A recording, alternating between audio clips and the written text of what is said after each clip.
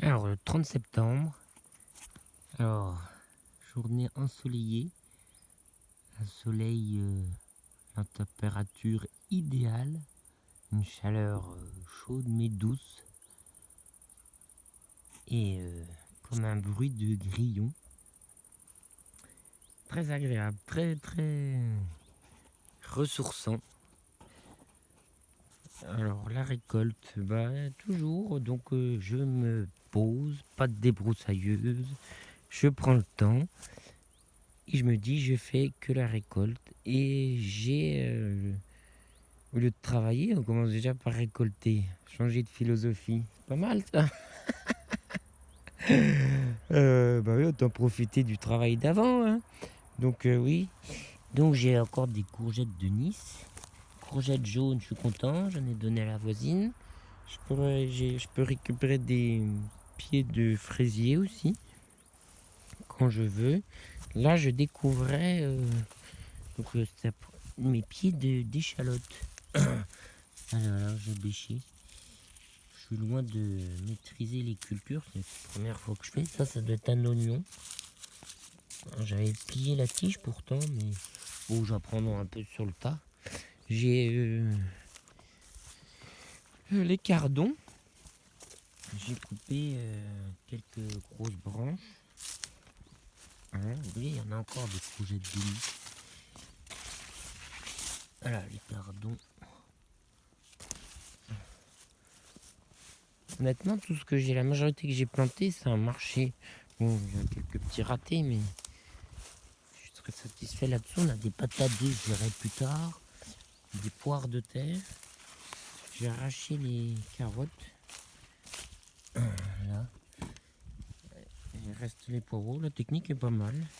Ça doit être un espèce d'épinard permanent là. Ça doit être ce truc-là que j'avais eu tout petit. Tout ça, j'y rebasculerai sur le carré potager. Peut-être des plantes permanentes. Là, j'avais arraché la moitié des patates. Les astères que j'ai replantées. Casillés. Je vais avoir aussi des potirons. Ça doit être ça. J'ai vu qu'il y en a. Celui-là, je l'avais repéré. Et j'adore ça. Je les voyais pas. Il y en a un autre tout vert. C'est cool. Pourtant, les feuilles flânent. Mais bon. Voilà, il reste encore des mûres. Elle m'a demandé d'en ramener si je pouvais. Donc, je vais faire une petite cueillette de mûres. Il y a plein de choses. J'ai cueilli 2 pommes. Les plants de fenouil, de céleri reprennent. Le radis aussi. Ce que j'observe, c'est que les haricots, ils ont vraiment effectivement du mal quand il manque de chaleur. Là, je sais pas si j'aurais des haricots quand même. Je les ai plantés tard, ceux-là. Voilà. J'ai remarqué aussi que j'ai un poirier qui m'inquiétait un peu. Mal de fourmer au pied, je le trouvais un peu chétif. Mais je trouve qu'il a pris de la force, là, un peu. Au niveau des feuilles, là-bas. Après, je suis un peu déçu des pommes. J'ai mes 2 pommiers, qui sont beaux.